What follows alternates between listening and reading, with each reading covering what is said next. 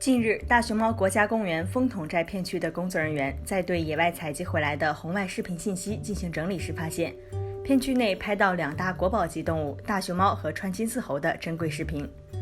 第一段视频中被拍到进食场面的是一只憨态可掬的大熊猫，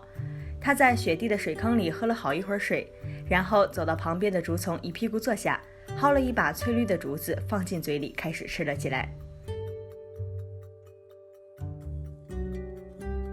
第二段视频中，一只毛发健康的成年川金丝猴正坐在树下大快朵颐，一边还转动毛茸茸的耳朵，机敏地探听周围的动静。据了解，川金丝猴主要以植物的嫩茎叶为食，是典型的树栖动物，能够被拍到树下吃播的画面实属罕见。